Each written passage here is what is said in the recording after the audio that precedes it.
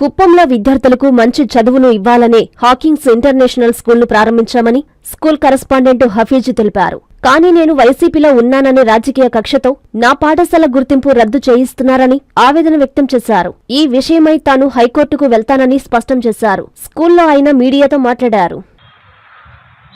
ఇక్కడ విచ్చేసిన ప్రతి ఒక్కరికి ధన్యవాదాలు. 2019 సంవత్సరంలో ఈ స్కూల్ని హాకింగ్ స్కూల్ అనేది స్టార్ట్ చేశాం.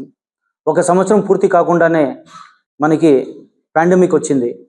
కోవిడ్లో కూడా ఉన్న స్టాఫ్స్ అందరికీ శాలరీ ఇచ్చుకుంటూ సక్సెస్ఫుల్గా స్కూల్ రన్ చేసుకొచ్చాం. ఆన్లైన్ క్లాసులు కూడా.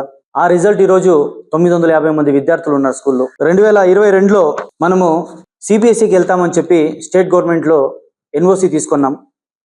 ఆ ఎన్ఓసిలో చాలా క్లియర్గా ఉంది, we have no objection, you can take CBSE affiliation అని ఉందన్నమాట.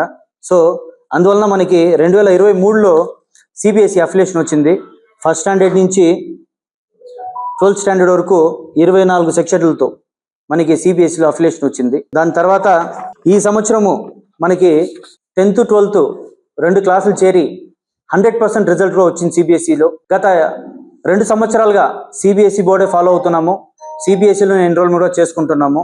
మళ్ళీ యూడేస్ విషయంలో కూడా 2 యూడేస్లు ఉంటే మనది సిబిఎస్ఈ అయిన తర్వాత ఒక సింగిల్ యూడేస్ ఇచ్చారు మనకి స్టేట్ గవర్నమెంట్ వాళ్ళే. 2023లో మనకి స్టేట్ బోర్డ్ అఫిలియేషన్ అయిపోయిందని చెప్పేసి మళ్ళీ మీకు ఎందుకు రెన్యూవల్ చేసుకోలేదు అన్నారు.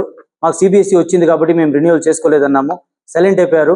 మళ్ళీ లాస్ట్ ఇయర్ 2024లో మనకి మళ్ళీ ఫోన్ కాల్ వచ్చింది నవంబర్లో, మీ స్టేట్ బోర్డ్ రెన్యూవల్ చేసుకోమని చెప్పి. సిబిఎస్ఈ ఉంటే కూడా స్టేట్ బోర్డ్ రెన్యూవల్ చేసుకోవాలన్నారు.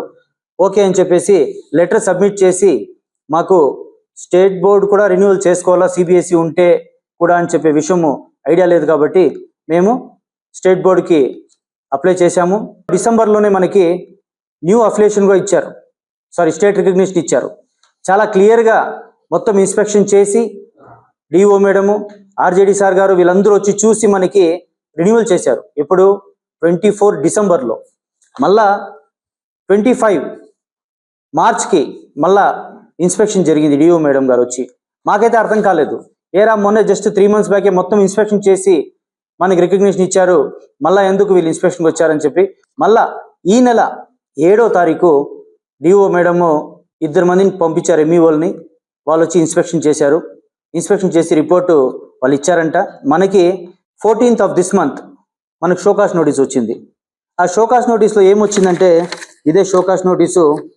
ఈ షోకాస్ నోటీస్లో మనకి స్ట్రెంగ్త్ ఏమైతే చూపించామో ఆ స్ట్రెంగ్త్ స్టేట్ బోర్డులో లేదు, స్టేట్ బోర్డులో ఎన్రోల్మెంట్ చేయలేదు అన్నారు.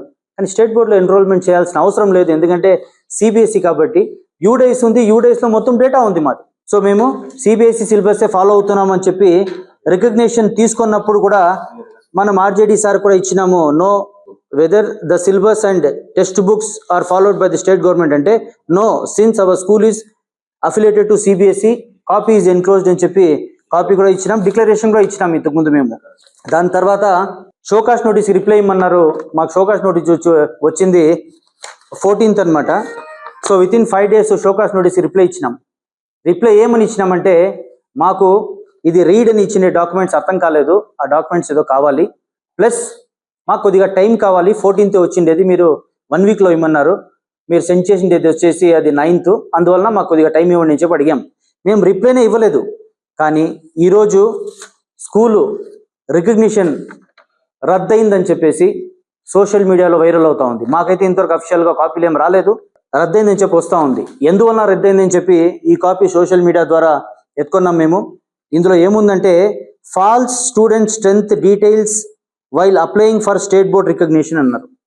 మేము ఏమైతే రికగ్నిషన్లో అప్లై చేశామో అదే స్ట్రెంగ్త్ అదే డీటెయిల్స్ పక్కాగా ఆన్లైన్లో కూడా ఉంది, ఎక్కడ ఏమాత్రం ఒక్కటి కూడా తప్పు లేకుండా. మరి విత్డ్రాల్ ఆఫ్ అఫిలియేషన్ 8, 9, 10 అని ఇచ్చారు. కానీ సోషల్ మీడియాలో సర్క్యులేట్ అవుతూ ఉండేది స్కూలే క్లోజ్ అయిందని చెప్పేసి. సో తల్లిదండ్రులు ఎవరు భయపడాల్సిన అవసరం లేదు. స్టేట్ బోర్డ్ రికగ్నిషన్ 8, 9, 10 విత్డ్రాల్ చేసుకుంటే కూడా మనకి సిబిఎస్ఈ అఫిలియేషన్ ఉంది, 1 to 12 ఉంది. సో ఏమాత్రం ఎవరు భయపడాల్సిన అవసరం లేదు. మనం యథావిధంగా స్కూల్ మనకి రన్ అవుతుంది. ఇది మనకి సిబిఎస్ఈ అఫిలియేషన్ 12th స్టాండర్డ్ వరకు 24 సెక్షన్స్తో ఇచ్చిండేది.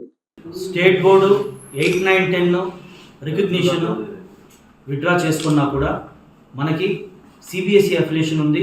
స్కూల్ యథావిధంగా రన్ అవుతుంది. ఇది తల్లిదండ్రులందరూ దయచేసి గ్రహించాలి. Explanation offered by the management is not satisfactory అన్నారు. మేమైతే ఎక్స్ప్లెనేషన్ ఏమి ఇవ్వలేదు, అయినప్పటికీ ఎందుకు ఈ విధంగా రిప్లై ఇచ్చారో అర్థం కాలేదు.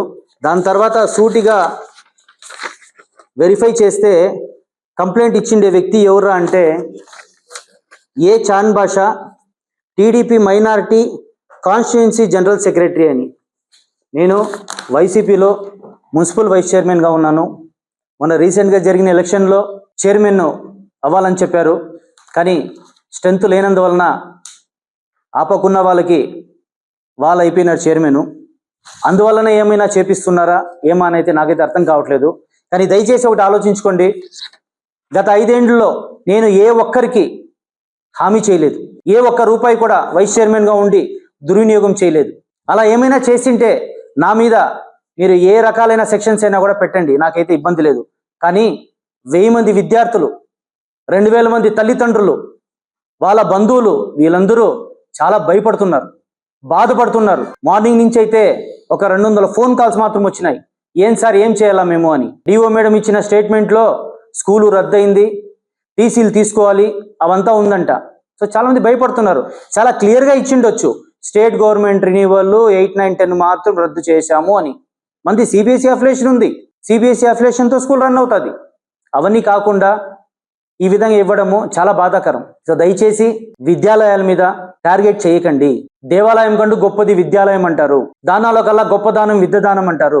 నేను ఏదైనా తప్పు చేసింటే, నాతో ఏమైనా ప్రాబ్లం ఉంటే నన్ను టార్గెట్ చేయండి.